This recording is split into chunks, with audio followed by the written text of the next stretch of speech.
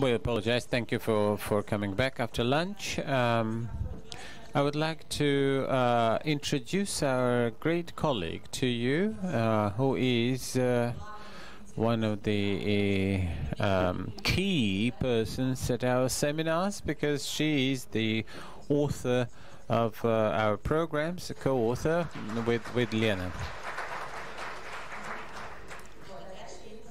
Thank you. And Ina will continue on introducing. Thank you, Marina. That's not quite like that pompous, but I'm here to introduce Nikita. We had the session by Mariusz Czepczynski before lunch, who was telling us that architecture is not just about houses, but also about the space where we live and the space that we create and recreate around us. You might have also understood that people don't come to the school by chance, but we really convene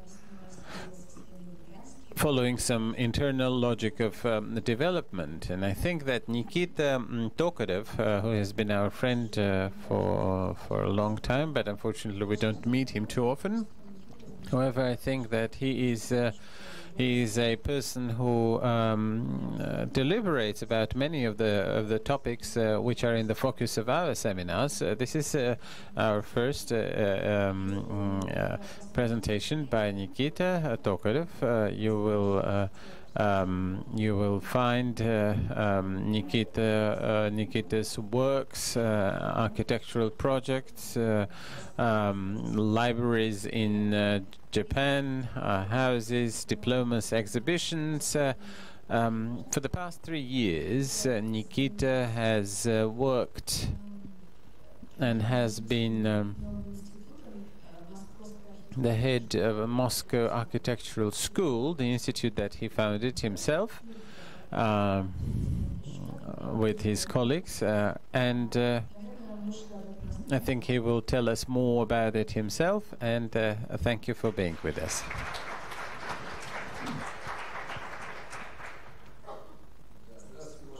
Good afternoon, dear friends. It is a great honor for me to be here.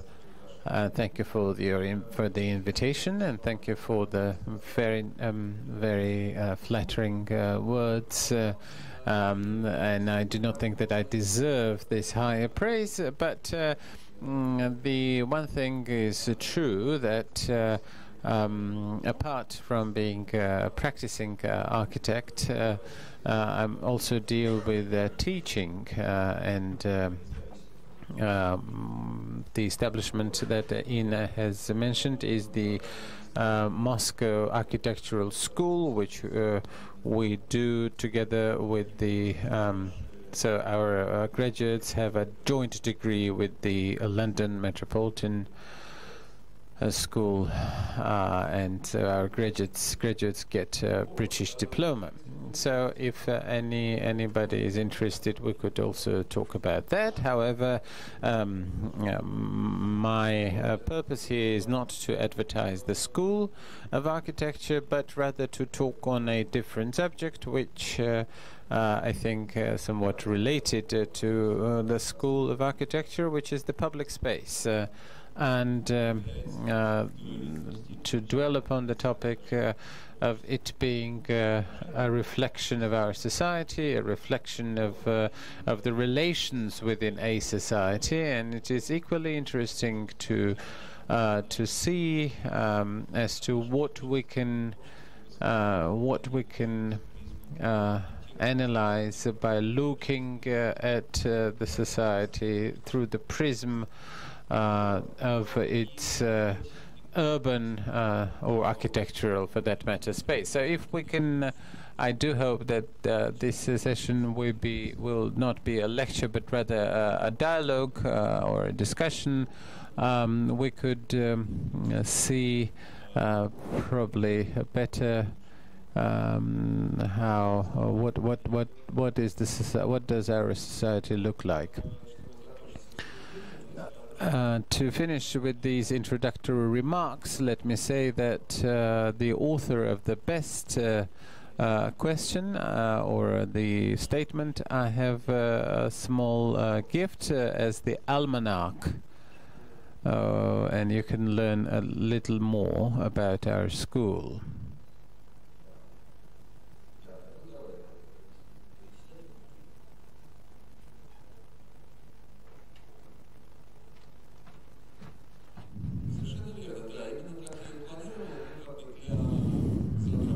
I was planning to show some slides and then to move on to the discussion of the topic itself.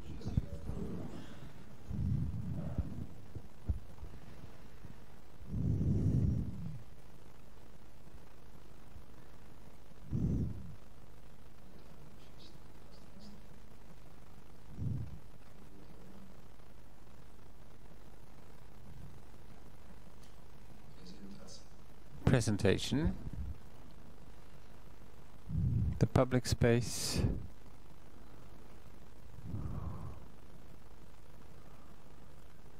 as the mirror of social relations. My statement is maybe self-evident or even commonplace, that the public space is indeed a reflection of our society to a certain degree. I will start by several historical examples to have a more consistent vector.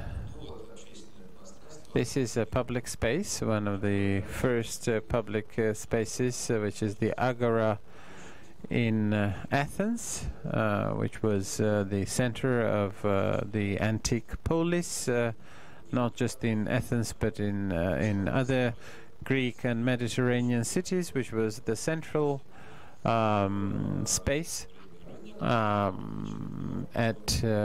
which was shared by, say, a street market and also the political forum through the so-called direct democracy, when all the members of the polis would come together and vote,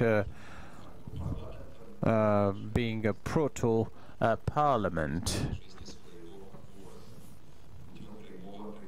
through direct vote. And of course this had political battles, some even armed conflicts, but this was taking place in Agora, and Agora was surrounded by the covered gallery, which was called Stoia, and people could find themselves in shade to be protected from the sun. And in Stoia, in this porticoed gallery, some more private conversations could take place, including the transactions or agreements reached. This space had its own code of conduct and its cultural code, which were agoranorms.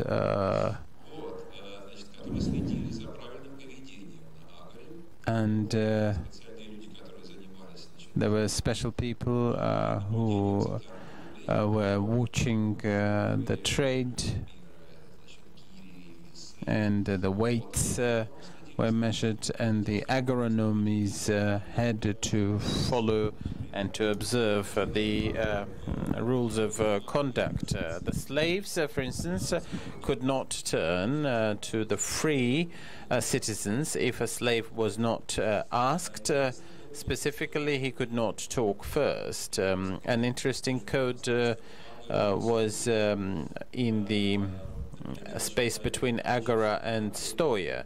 A person on the Agora, it would not be proper to talk to the person who was in Stoia, and conversely, it was possible to talk from Stoya to somebody who was in the Agora.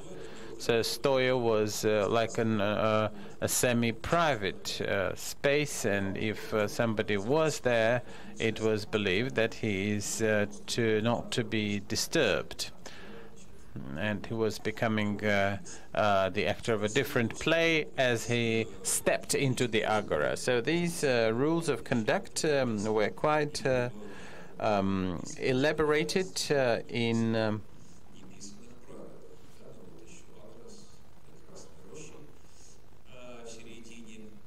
Agora, with a beautiful grove, and here you see a theater, which was also a part of the space.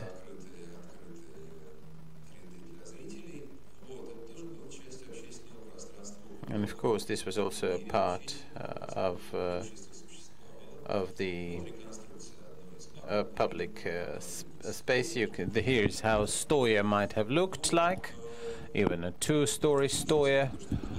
But the important thing is that it's not just a space, but a architecturally defined place and related to a civil life. The temple was usually in a different part of the city. It is somewhat different from more archaic societies. The next, of course, big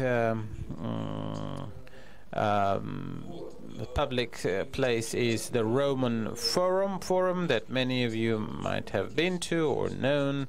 And in many ways, this was the center and the hub for the societal life, and also the space for public interaction. Many of you would remember what do we do when we get up? In many cases, we either read the Facebook or switch on the TV or read newspaper. The ancient Greeks and Romans did not have either internet or TV. However, they were socially quite active, and so the inhabitants of Rome, primarily the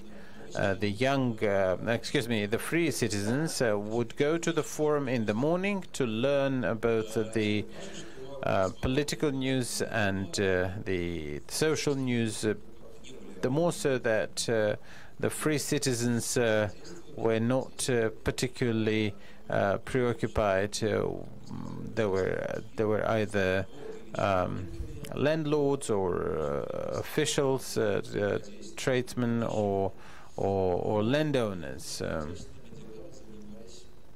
and of course either the non-free citizens or the soldiers were dealing with the rest.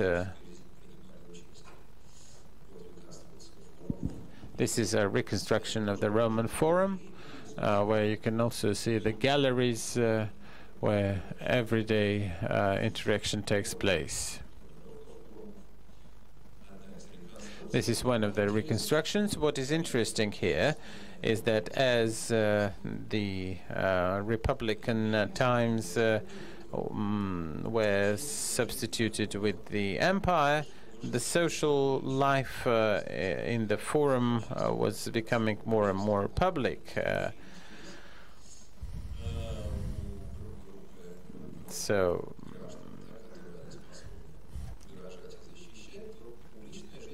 indeed, society was becoming more and more supplanted by the state.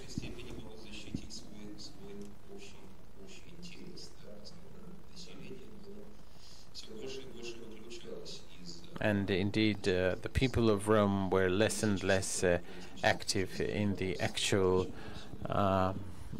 life of the society, because the imperial government and the upper echelon of the society, the upper tier of the society, were becoming increasingly influential.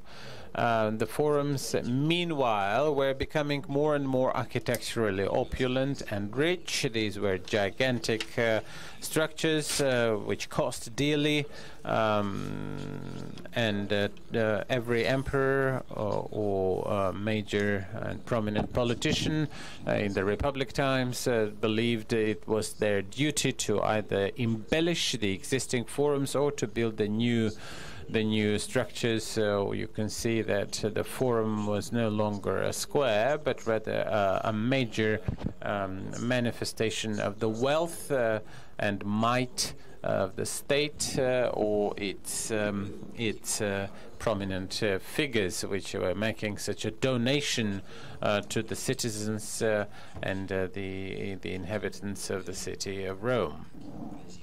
Such and the practice of such donations and the huge constructions were expressed in the construction of the Roman baths, which did not relate to the social life per se, but were rather an analog of the modern day entertainment complexes, in the center of which were the baths, but also a whole number of other services which were provided to the population, from the libraries to the sports gymnasiums and stadiums, the hairdressers, the massage and spa parlors, or fitness centers, if you will. But the baths were, of course, not a place for social life except for private conversations and private transactions. So the public life was gradually coming from the forum to the baths. Our next stop at this very short historical tour are the medieval commune cities with the developed social life and self-government. This is the central square in Brussels, where you see the public place. This is the market square, because in the center of a city life and the basis of its economy was trade, and less more trade than production. And in this central square, you also see how the residential buildings face this square. Unlike the ancient Greece and Rome, where the residential houses never faced the forums or the agora, which was not believed quite proper, even in Rome. The palace of a ruler or the residential constructions did not look into the forums. And here in the medieval cities, quite differently, we see how some of the residential structures and the houses of the wealthy citizens open with their windows to the public square, to the city square. And this is quite different. This is a very different form of social life, whereas the council of the wealthy were or might have been ruling such cities. Here there are socially important buildings like the mayor's hall, but also the trade shops and the craft shops, the ateliers, and the residential the apartments and the residences were kept in these buildings throughout the Middle Ages. When coming to the Russian experience, it would be of interest to remember how the Red Square was evolving and transformed, was gradually transformed in Moscow. It was originally a market square between the city and the Kremlin, between the fortress and the city, which was primarily due to the military needs. This was an interspace through which the fire may not really cross to the fortress if the city were to be destroyed, and so the Kremlin would stand firm. And at the same time, such an open space was a definite obstacle to any assault forces willing to siege and the fortress. You can see the moat of the Kremlin, the moats of the Kremlin running the perimeter of the fortress. You can see the Cathedral of the Intercession, and in the peaceful times, this square was a marketplace, and the trading grounds, the precursor of today's GUM, the department store, were built in here. So this marketplace was also blessed with the cathedral.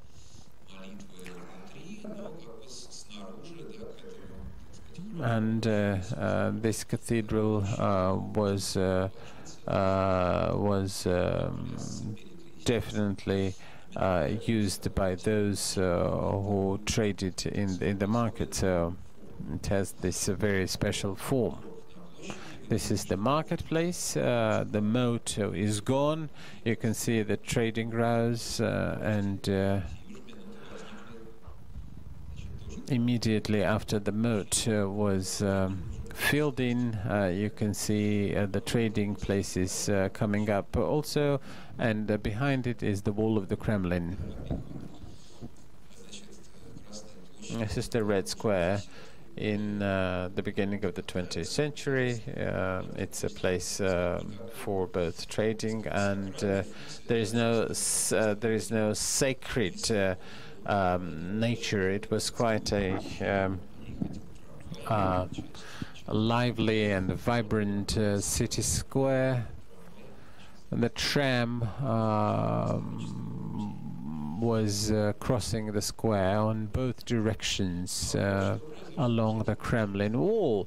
Well, this is what happened to this space in a matter of 15 to 20 years, when a necropolis, the Bolshevik necropolis with the mausoleum, were emplaced. The Soviet government believed this to be a sacred place. Of course, no trade or commerce was in any way possible, and even the department store, the famous GUM of today, was for many years closed for commerce up until the 1950s. So the Soviet government treated this place as the food or the very special place used for parades, manifestations of its might and power. So it was not possible to substitute this functions or to usurp them for anything but the sacred function of the red parades. Indeed, because this square became the hub of the Bolshevik government, it was immediately perceived as the place where some dissidents could rally, or Matthias Rust could aim to land in the 1980s. Now, today, this place balances between what we may call sacred and marketplace. So we might remember this quite a bit of a scandal with Louis Vuitton's trading pavilion, which was believed to be improper in the Red Square. So this suitcase was evicted or banished with disgrace, and I suppose we're moving backwards, sort of. Somebody can enter the street, but if you want to do something over there, any attempt, unsanctioned attempt, without any official permit, is getting more and more difficult. And all activities about using nail and hammer by attaching your testicles to the Red Square are becoming more and more perceived by both us and the government as some absolutely unacceptable, because we perceive Red Square as something sacred and sacral. If you can't do it, say, in Oktyabrsk or anywhere, if you had done it elsewhere, it might not have been necessarily noticed. Another example, I'm now moving to its Q&A session, to a dialogue. This is Manezhная площадь. This is what it used to be like, to look like. This is before the revolution. Then, before the revolution, there were buildings there. Then those houses were torn.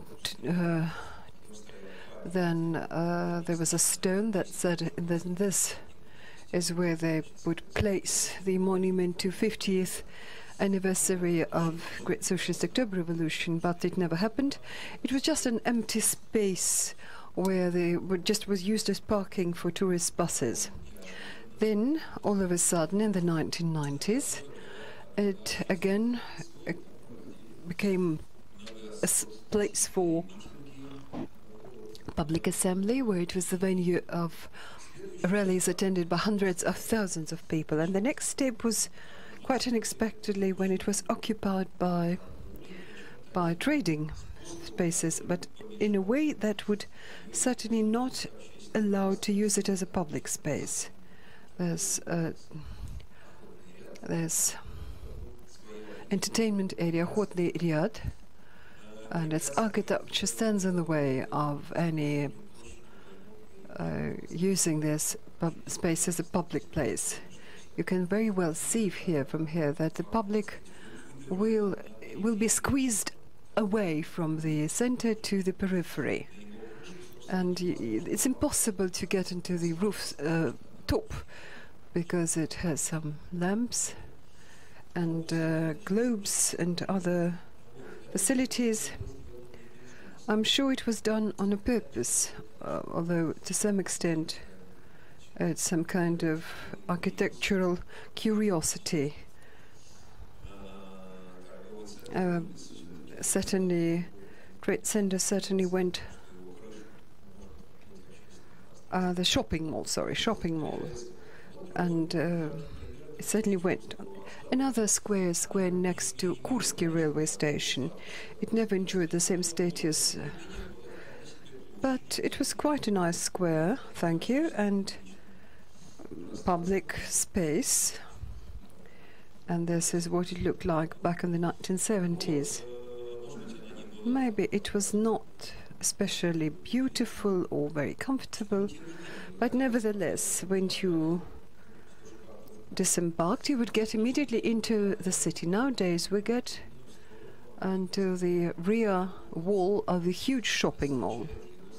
We see its sort of backyard facade, which is not greatly better, much better than what it looks like from the front, but nevertheless, we look into these wall without windows. It says hello to our capital, which turned its backwards towards us. So there is usurping and seizing public space by shopping malls. And we should say that actually the shopping malls are supposed the only new public space, which is something that was created in the 25 years since the time of perestroika. We could discuss their quality, we could discuss their ideology or whatever, but it still is known that this is part and parcel of public space. They're open to the public, but it's purely for profits, purely commercial entity. This is what our, so to say, new political and social reality can offer to citizens. Well, another phenomenon, when we see spontaneous public spaces where rise where we're not supposed to be by architects, and occupy a bay where for several days this boulevard became just a new agora where people would not only express their political sympathies, but this is where they stayed and where they had meals, communicated, food was provided in lectures and concerts. An interesting phenomenon where people just privatize the public space, which unexpectedly do not change their function without changing their physical composition. No constructions were built, then nothing happened, changed, but people came and say we would make use of their space in this way, and this is how it came to be. A new public space, you can square, you can say this is a boulevard, which also for a brief time became public. It's good to point out and notice that in 25 years since the times of perestroika, the government has not built one single administrative building. It does not have any architectural, so to say, expression, any special features. All government bodies stay in specially designated places and which were renovated. For example, the renovation of the Kremlin. This is how they tried to use this. The Duma is in the former building of Gosplan. This is an administrative building of the Soviet time, of the 1930s. We continue to use the White House, which will house the Russian government executive branch. The new building that was specifically designed would be for Moscow region government, and it would be interesting to hear what sort of message this architecture gives us across, because this is manifestation of a new political structure and a new political system. And the latest trend where we would be interested to look at, they are parks. Parks set up by new Moscow administration at the initiative of the Department of Culture, person who's in charge of this department, Mr. Kapkov. This is also interesting, and an interesting new trend. This idea of most effective use, well, in inverted commas, use of public space, that they try to most intensively they want to attract people there. Most people and activities per unit, per each square meter, but this is again about consumerism.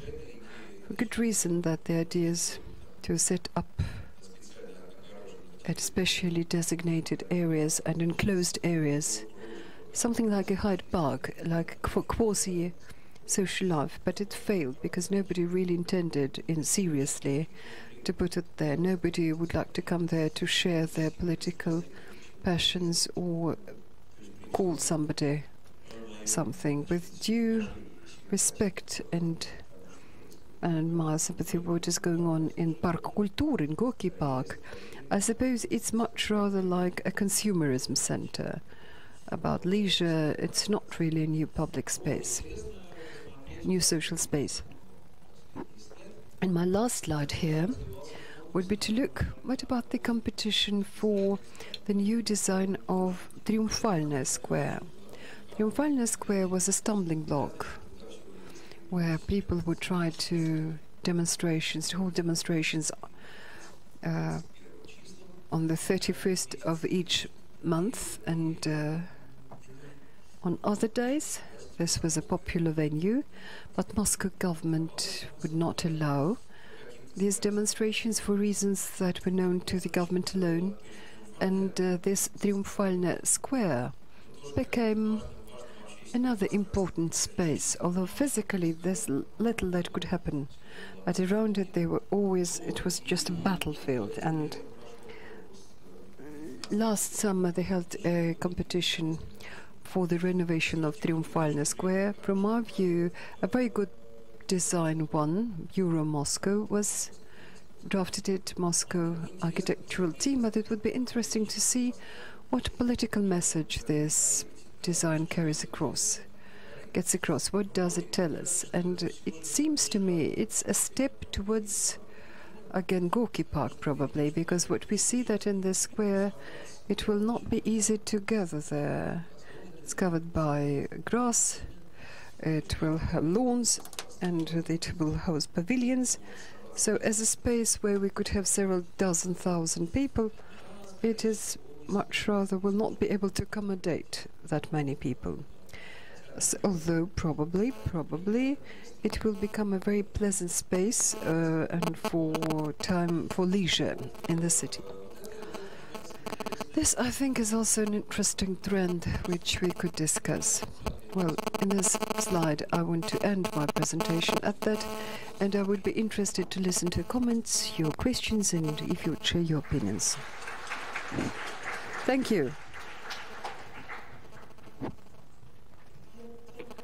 Well, I would only want to give one comment since I'm here. I remember when I shared it with my friends who first traveled to Moscow from other countries, I never spoke about Moscow as a polis. I always spoke about Moscow as a citadel, as a fortress, and I spoke about it intuitively, but I suppose I was right in a sense that if we speak about polis, we expect some social and public life would go on. In Moscow, social life for a long while, in Soviet times, it happened in flats and the kitchens. Nowadays, we saw several attempts and surges of, but this is just spontaneous and just a space where people can express their will. Nowadays, it moved to internet, and we have no space. We have sacred spaces, we have spaces for public, for cultural and for leisure and for other consumption, but public spaces, in point of fact, are non-existent. And I think that this will inevitably be reflected in the mood of our life. No doubt, there's no doubt about it. Not only do we shape the space shapes us.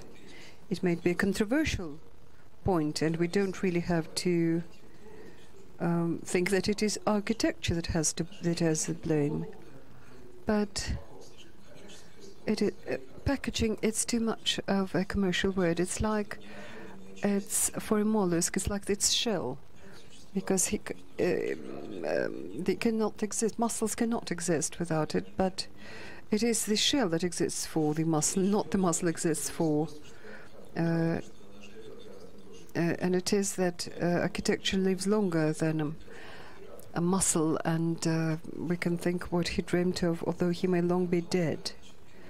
So, move to the better world. So, in reply to what Ina said, well, indeed, social spaces or public spaces per se are non-existent, but it doesn't mean there is no space whatsoever.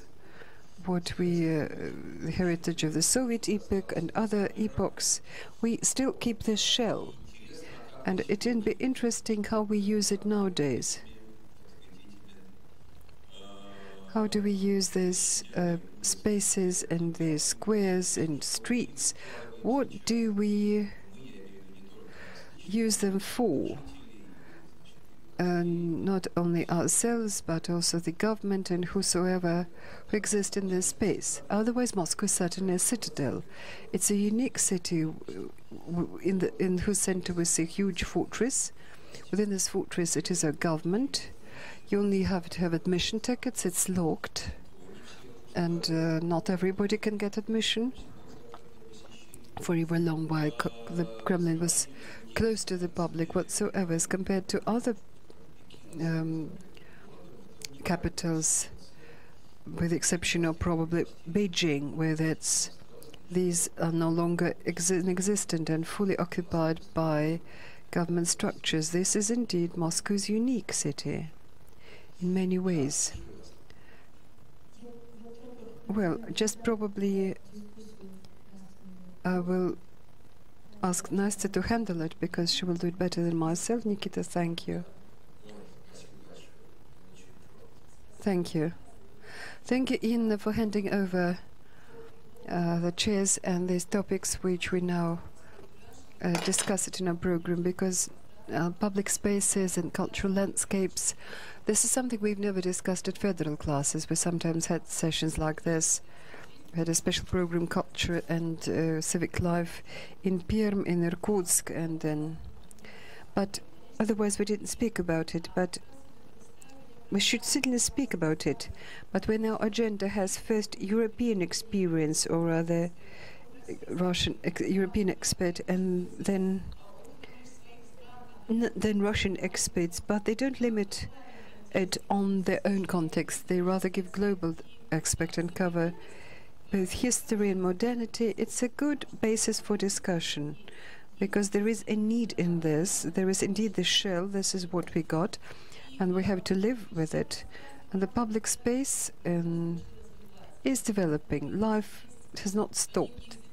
There are some aesthetic demands. There is demand in public communication, and there is a greater aspiration for comfort. So we're using it. Something is being changed. Some historic complexes get a new lease of life. Some industrial estates are renovated and become art galleries. These Khrushchev-style small and ugly residential buildings, they now get new facing, and they get something nicer if we can tear them down. Well, all these changes, they have to do with the public demand from the public, and this implies public discussion. So anyways, we can discuss it we can share our own experience and so on. Roman Ilyin from Vologda, thank you very much for your interesting presentation. My question is, what's your take on design code of the city, which was commissioned by the city of Moscow? Do you take part in it, and what do you think is most important for urban environment? Well, there are many questions in one. Well, first of all, we didn't take immediate part in it, in developing design codes, but we certainly work in close contact with Chief Architect Kuznetsov, and we hold various events which Moscow Architectura organizes, and we also take part of it. Our rector, who is a member of the Urban Development Council of Moscow. So design code, I suppose it's a positive initiative. This is what they call urban design. I don't know, it's just whatever, like advertisement, infographics, and urban furniture, what you see on doors, green spaces, and so on. Well, whatever is not buildings per se, and whatever is, well, in our cities, it is an absolutely ugly condition, and in terms of what it looks, in terms of appearance and how it works. If in Moscow we can help change it and develop not only design code and develop mechanism for its implementation, I suppose this will only be for the better. And I hope it works in every civilized city it has its own design code. You cannot hang whatever you want on the wall. They regulate both the size of the advertising and the lighting and whatever parameters. What is most important in urban environment? Well, this is a question which you cannot, well, you can't answer it in brief, in 2 words. I suppose city life matters most.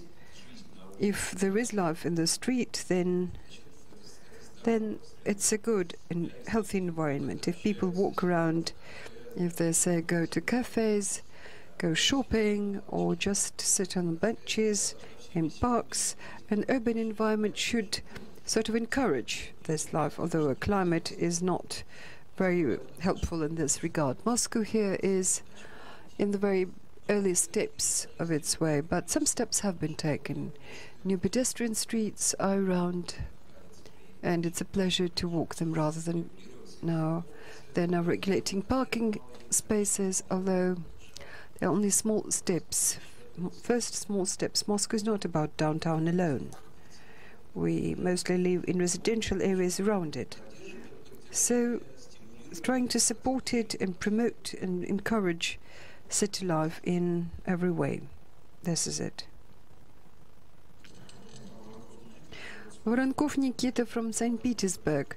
Nikita, you touched upon these innovations in public spaces, and my question is, what is your take on what they call co-work zones? And do you think they can displace stuffy offices? Well, I'm really very positive about co-work zones, because it's also part of modern city life. If there is a public Wi-Fi in the streets and open spaces, then why not? Why don't you work, say, as you sit on a bench somewhere in a park, rather than in an office? Maybe specially designated locations might be installed, but it seems to me that probably we don't have to set up special reservations for people who want to work. Well, all the space belongs to us, to the citizens, and I suppose city dwellers should feel comfortable as they sit down or maybe lie down in any place. And when there's specially designated spaces where you have to take a long walk to, and I think it's really strange, and you don't know what to do on weekends when nobody works, or on an early morning. These monofunctional spaces, I suppose they work worse than mixed spaces. But otherwise, it's great, and it's great that we have almost ubiquitous Wi-Fi. It's actually great.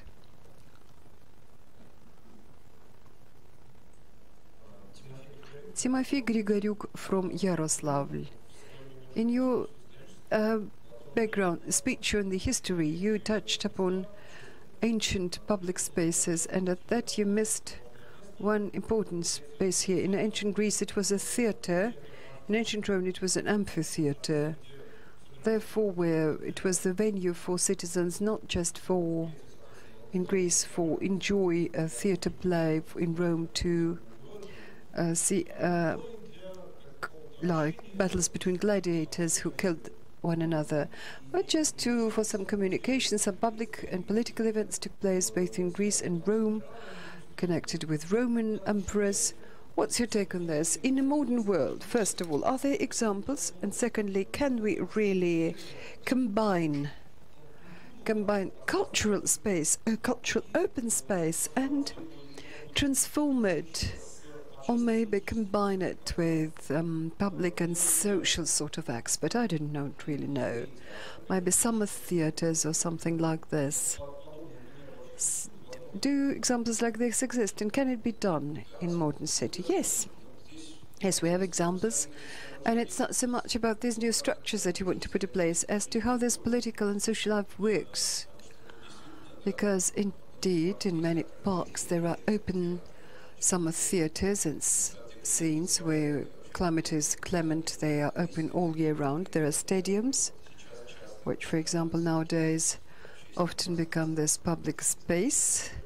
For example, I was witness as this pre-election rally that was held on a stadium quite severe, somewhat intimidating site. I just happened to visit that town on that day, on pre-election day, and it was pretty much intimidating. Yes, if this public space is there, well, then why not? But the question is, indeed, modern political life, both here and abroad, it encourages this sort of use of. We don't have this direct democracy when, say, the theatre would be the venue for courts, because in Athens, yes, almost all citizens sat on as judges in courts, and they certainly needed room where they would listen between the defendants and accusers, but they needed some space where they would return their verdicts. Well, why not? Under other political circumstances, a stadium can become a venue for political life, yes. Do we need any special structures to be specially designed and set up for this? I don't think so. I suppose a summer's theatre or a stadium work very nicely. The question is about how we're about to use them. Public space. Okay, please, in this just second row. Anya, please. Again from Yaroslavl, Anna Radova. My question is, some 2 years ago, colleagues may correct me if I'm wrong, we had a competition among Yaroslavl inhabitants. Let's think about the image of the city. What do you think, like developing the image of a city? Do we need to sort of do it in a centralized manner, like the initiative should come from the top, from the government, or is image shaped spontaneously from the bottom? From the grassroots level? It's not an easy question. Nowadays, how shall I put it, this topic of branding for territories, for cities, for towns, marketing of territories, it's very fashionable. And many people work for it and suggest, let's think of an image, let's think up, let's develop this sort of design program for promoting our city or town. And then investment will come and everybody will get to know us and love us, and we shall sell our city or our town more successfully. But honestly speaking, I'm somewhat skeptical about this sort of promotion. I think that image is not so much about, how shall I put it, not in the minds of marketing specialists. It's not so much about design and advertisement bureaus. It's the government and the people who live there. They create this image. If things are not really well about this town and the streets are dirty and there's litter and people are not happy and smiling and architecture is, well, ugly, then your efforts spent on image creation will be wasted, and it will be waste of money. And we've got plenty of examples. They seem to be promoting these programs, but they're not good. In my view, if you think about image, you should first and foremost, you should focus your efforts on the people who live there, how we perceive our own hometown. What do we want it to be? What do the government or ourselves as citizens or, say, architects commissioned by the government, what message do we want to get across to our people who live here? What is the image of the city we want to see? And what comes next, later on, it would be how investors, tourists want to perceive our town. This program, sort of serving the inner interests, might be helpful in tourist sites where tourism plays a substantial role in the economy, but these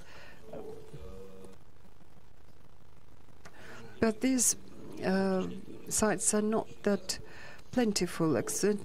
Regrettably, domestic tourism is not greatly developed, and they're laying great hopes, but probably overestimating its potential. What will the people who live in the cities see? This is a question. May I give you an example of Perm, for example?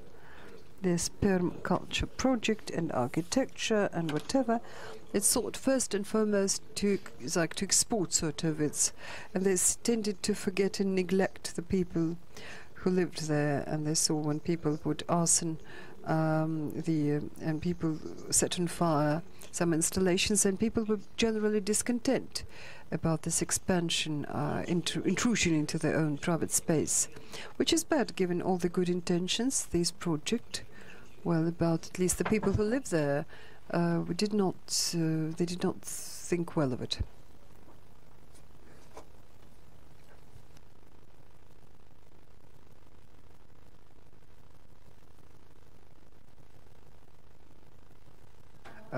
Good afternoon, Anna Martinova, Sochi. It's not so much, it's a comment rather than a question. Our city is a resort. Geographically, it's very advantageously located, and it's very difficult to create any comprehensive architectural system, because it's in between the sea and the Caucasian mountains, and it stretches along the shore of the Black Sea. We talk about the difference between the public space and there's a public space. In my view, they appear on the where and when the society needs them, when the people need them, and then they come along. But otherwise, and in Sochi, so there are many public spaces. This is the specifics of the city. It's a resort, so there are shore embankments along the shore, and so there are squares that so came from the times of the Soviet Union, so where the May Day parades were held, etc. And is there public life in Sochi? Yes, there is, but it's kind of closed in upon itself. Mostly has to do with so civil activists, and only 25% of spaces are used actively. And just along the shore, some more as well. And these civil activists, they're not using convenient sites, so they prefer to meet privately within their short community. They don't go out, and so they don't meet with the public, with the people. So they prefer to be separate, secluded.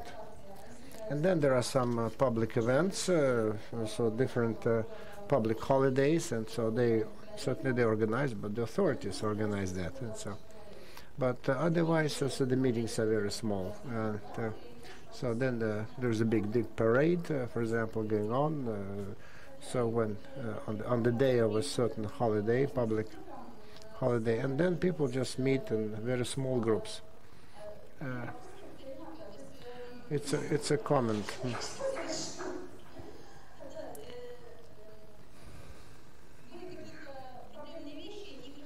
And so the civil society had the meetings where the problems were. And maybe if in the city,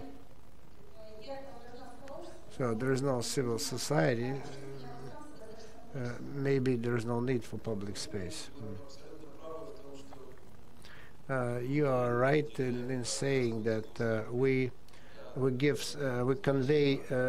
sense to space, irrespective of what the architect did many centuries ago. So we imbue the space with meaning and sense, because this is we give it. So don't place high hopes on the architects, because it's our responsibility, because we live there. And it's true that so that the political life of Moscow in 2011, 2012 goes to prove that this public space may appear out of nowhere, because this is the avenue of Sakharov, so in the middle of Moscow, and so no one expected that it would become the place of political life. Or the Bolotnaya Square, for example. No one expected that it would become a place of such intense events. So then unexpected, random sites become very important, because it means that it has a hidden meaning. So maybe they don't allow to use them properly, then they look for other spaces, so which is available right now. And it keeps, it's all in flux and motion, it changes, so the meanings and the sense changes overnight. Levinson, a famous Russian sociologist, wrote about it after 2011, 2012. So when they reconsider the public space by the citizens. Very interesting.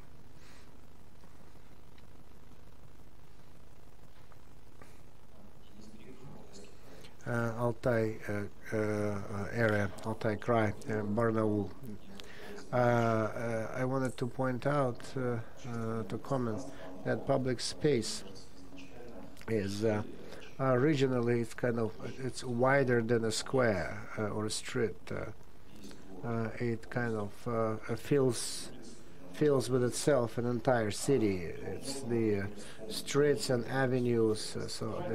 When Pompeii was excavated, so they found not only buildings and houses and streets, but they found many citizens dead there. And they found the first, so there was a wall, and on the wall there were some writings on the wall. And people just left their writings on the wall. So someone was saying that I have the most beautiful girl, and then someone just would write a few lines, and then another one would answer, and then he would come back and write another line. So it was correspondence. It was the first chat in many centuries ago. So people, for example, it's a small house, a small backyard. So all of a sudden, this turns into something important, where people start to meet, talk, discuss, debate, and then this a little unknown place becomes the site of public communication, and acquires special importance, and is put on a different level than the original meaning of squares was related to carry out certain functions of authority, like the Athenian agora or others. And so people who were building squares, they had it in mind. They understood that the squares or big open spaces were related to the functions of the government or authorities and the power of the country. And at the same time, so the squares, as open places, they wanted to communicate themselves to the people, because they want the square to be not only beautiful but imposing, beautiful, and all this attached a certain sacred meaning. But now the attitude changed. So because the government or the authorities, the power, so this is gone. There's no relationship. But now it's just a big open space where people rest, entertain themselves. They consume services. They talk to each other. So it has nothing to do now with the projection of the state's power. And so this public, I get the impression that when you're coming to Moscow by train, then you can see on the fences so different writings of different quality, and you won't see it on any square. So, but as you approach Moscow on the train, so you could see it from the window. So that's why this territory where people get together and communicate, so it kind of moved from big squares to more remote and smaller and covered spaces. And so where they feel more sincere, more open, and more conducive to discussions and debates. So they are living big open grounds. And is it? Have you been thinking about it? So does it manifest itself in any architectural form? No, I don't know what to say. I agree that that public space it's the entire space of the city, with the exception of your apartments or your backyard. It's a group space then, which is owned by a group of people who live in that block of apartments. But in my presentation, it was impossible to cover everything, and I'm not sure about that public life is living big squares, big spaces, because they're designed for this public life. And in this sense, so these squares, they still have the symbolic value, because that's what they were built for. And so this idea of public space is conveyed to them, because people need to find a place where they can get together.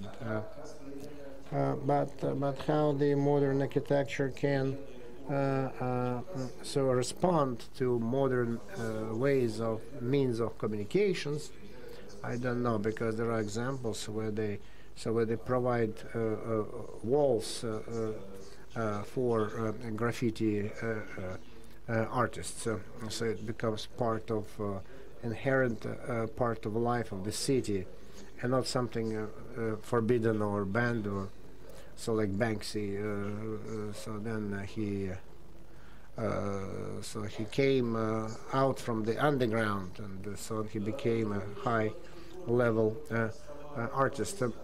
And so the architecture cannot respond immediately, because architecture is quite static or ossified, and so but clothes, for example, the media facade, or so something continuously changing element, so it can respond. So only components that can be removed or added to the squares, the buildings around. So they can be, they're more flexible. So the facade can be decorated on a certain building, so it becomes a chat place, or just winning. You can write there something. Yes, Masha, I love you, and then someone will comment on that. So we can see it on the asphalt or on the walls, and so this maybe so that they can get 30 seconds of fame, and so to write to Masha that he loves her.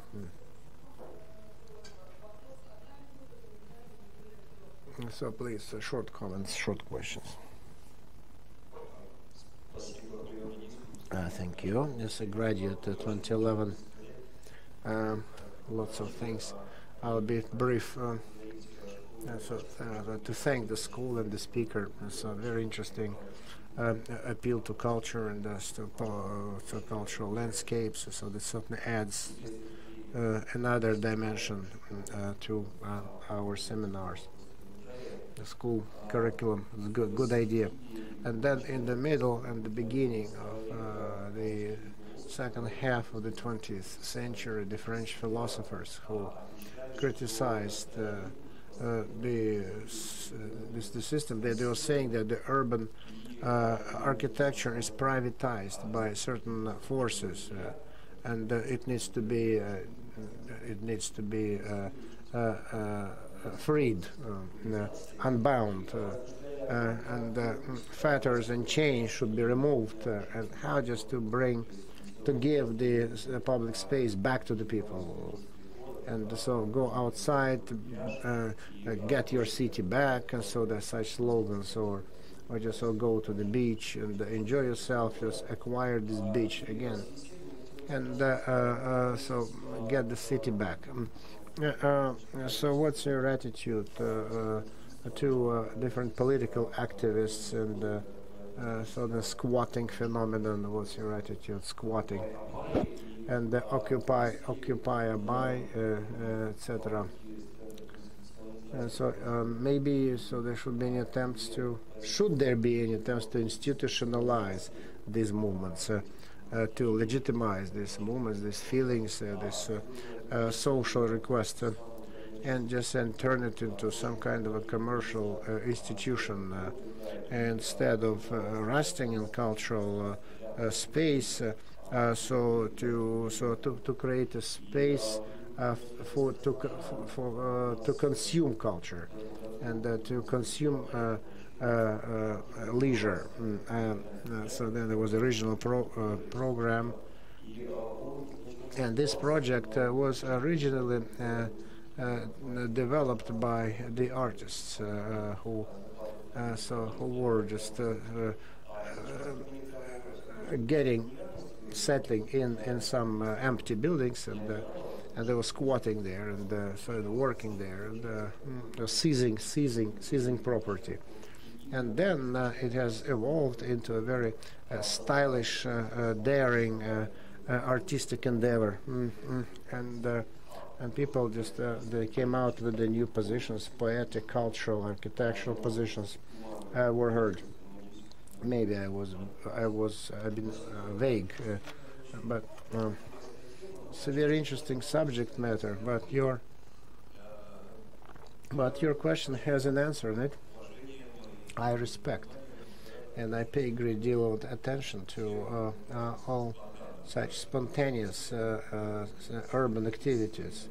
I think that this is what I would call a modern urban life. So people, for example, people sow grass or just or draw crossroads.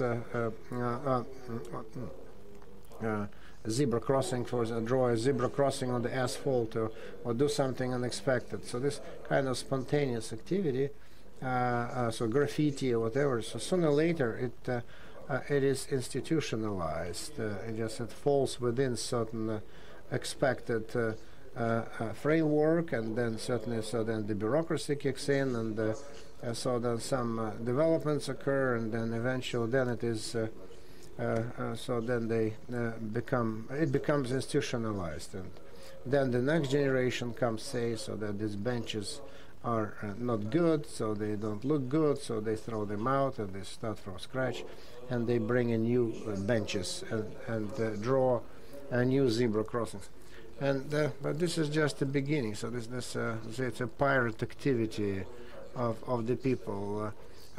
So it's supported by site Eupolis, for example. So it's kind of bridge between when everything is allowed, between the complete anarchy, and so trying just to put it in a certain rut, a certain movement to legitimize it, and then all this illegitimate benches, so they are becoming legitimate. And so it's all in flux, it's all moving, because architecture cannot respond quickly, because architecture is an expensive thing. It cannot evolve rapidly, cannot change rapidly, because certainly all these movements and all these events are certainly related to the urban space, but the urban space itself cannot be changed. It can be just filled with a different meaning.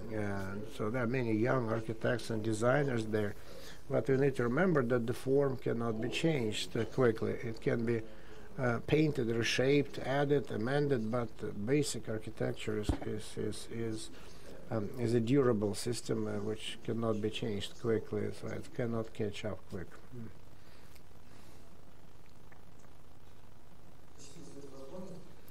Ivan Vlasov, Kaliningrad. Thank you for a good, coherent intervention. You have woven such a logical thread. So when people so the Forum of Rome and all the way up to the present days. And I think that the next link in this chain is the Facebook communications. Do you think that let's say Mark Zuckerberg, do you think he is the creator of open spaces? If yes, then who has better chance to succeed in this area? I expected this question. No, I do not think that Zuckerberg is a competitor. He is not. It's a deep question. It's my conviction that architecture cannot be replaced with other media, because architecture is bigger than media and is bigger than art.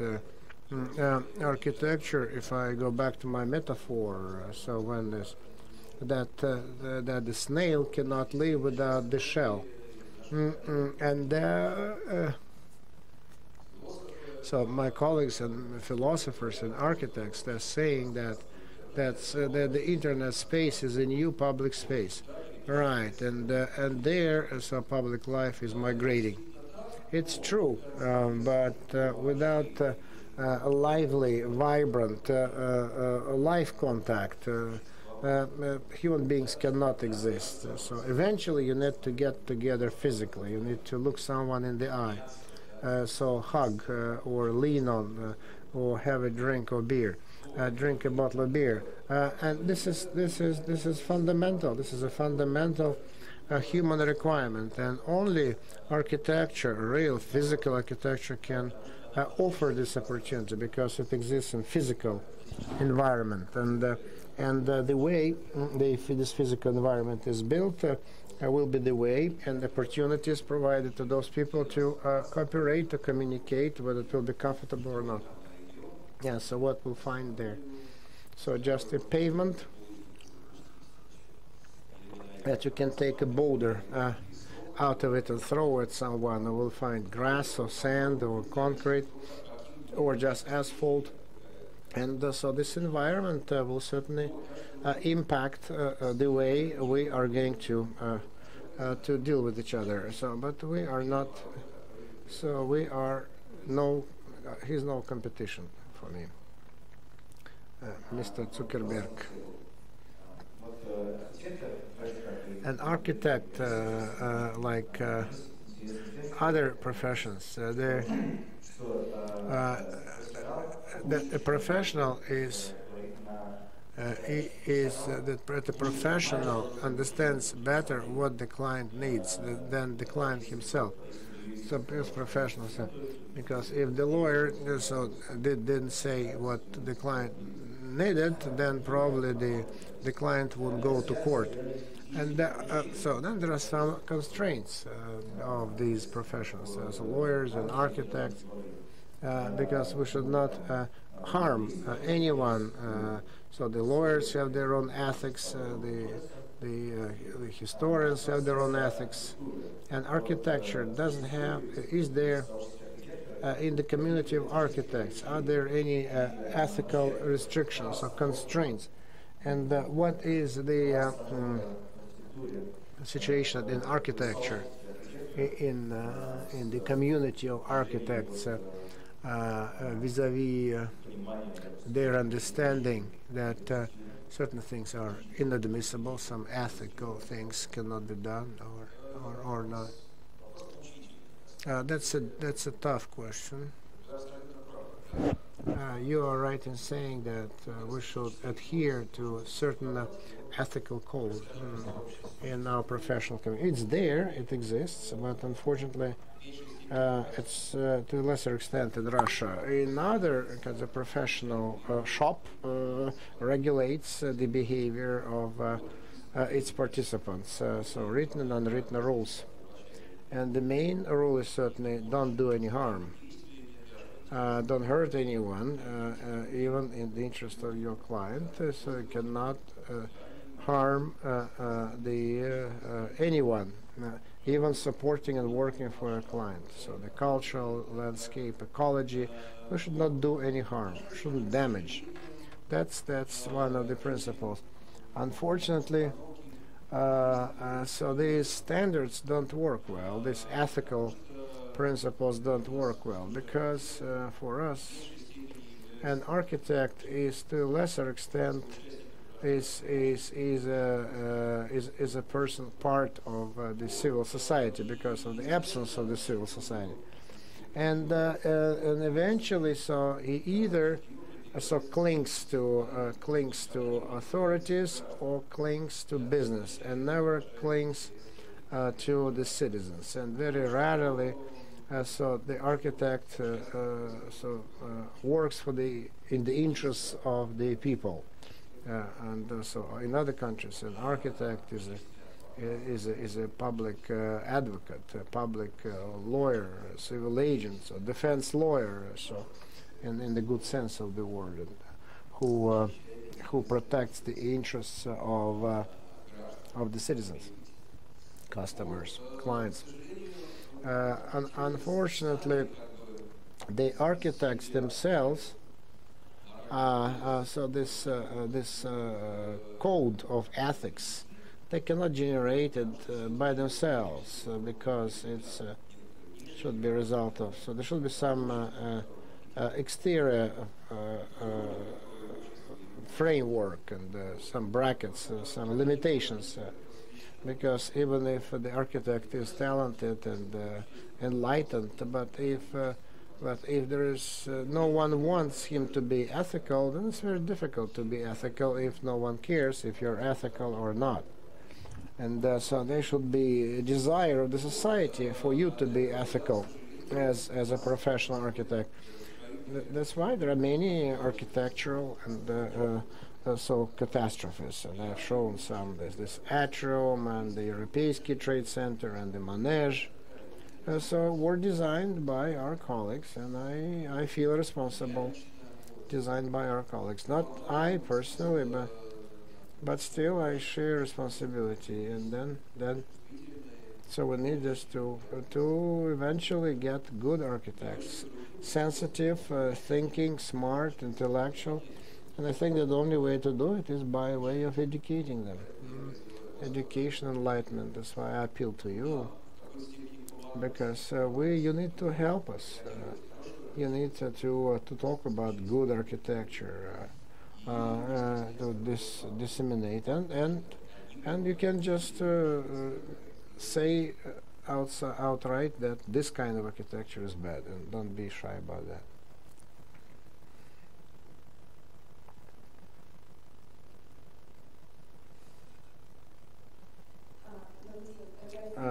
Yaroslavl.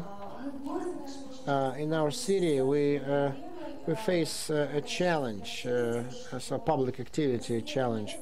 We have no places, no public spaces where points of attraction. So we do have an embankment along the bank of the river, and that follows the bank.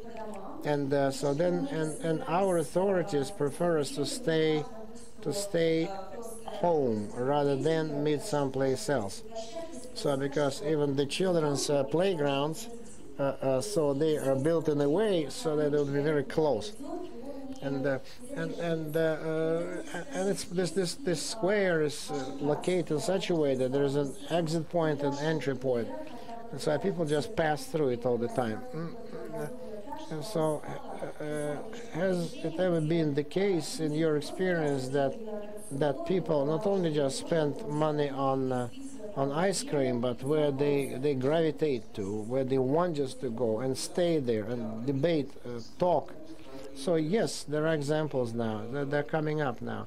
Recently, I'm not going just about the culture park. The culture park is not the best of the examples, but it's it's very commercialized, and it's very profit-oriented and revenue-oriented.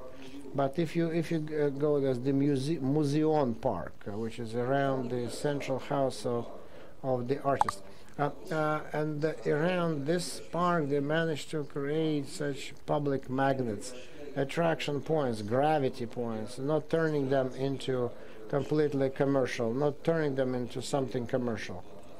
So, for example, in Tsede House, there is a big, wooden wooden bridge or plane and so many people are attracted. So they sun tanning, swimming, they're riding their bikes.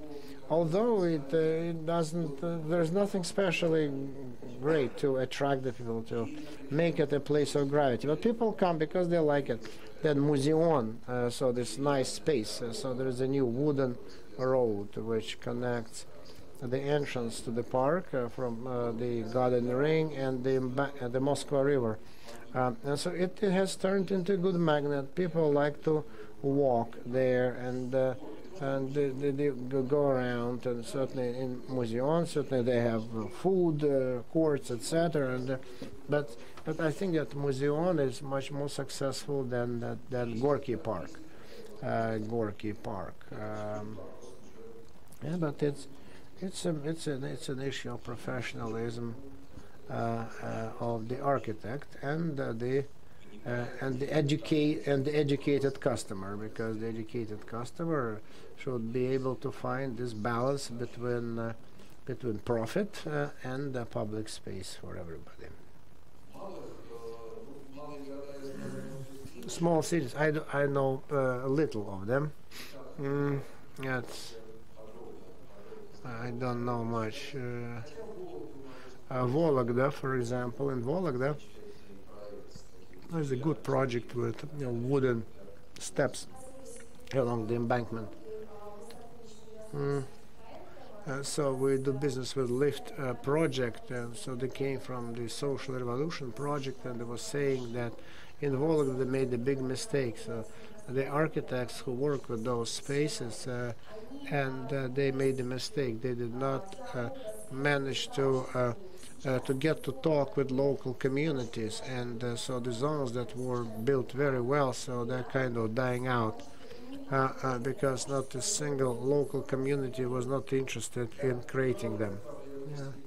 Yeah, it's true. Yeah, that can happen because the architects do not know and do not want, not wish to communicate their ideas to the people. They are not taught how to do that. And so even the residents are not ready for this kind of dialogue. But then anyway, it's a step in the right direction. So next time they will think twice. It will be better now. And another time it will be just great. And so we need to move and learn from our mistakes. Unfortunately, our time is up.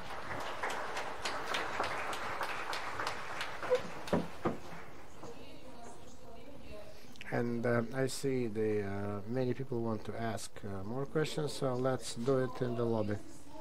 But this is the very good discussion because we need just to follow up what has been said today in your regions. And I'm happy to say that many of our graduates, so they are involved. So someone is trying to save the cobblestone street in Kaliningrad, some are trying to protect the parks, and some are protecting old churches, wanted to save something else. But that's not certainly sufficient. We need you to be more active, more dynamic. And for example, it's horrible that in Perm, so Perm 36 Museum is closed down. I don't know why, because certainly it's a memorial of the Gulag, where the people were doing their time, and so horrible. So the acts of terror and the prison camps, etc., just horrible, and it's being closed down. This is not good. Very disturbing, and so we need to help. We need to talk to the people, to talk to the authorities, and help them to look at this with a fresh eye and enlighten them. Thank you. And in conclusion.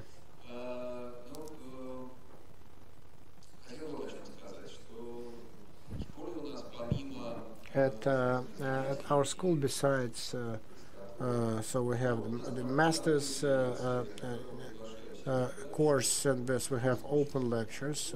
So anyone who is interested in architecture, please come and visit us. because we are inviting different people as lecturers, and not only architects but public officials and others. So there was a series of lectures of our Swiss colleagues. So architect as a civil agent. And so now it's the final lecture, so no one will make it there. But it's a good idea to. So please visit us, come to our site and see what happens. If you're in Moscow, you're welcome. We have lots of interesting lectures. And then what touched me, your question about ethical code.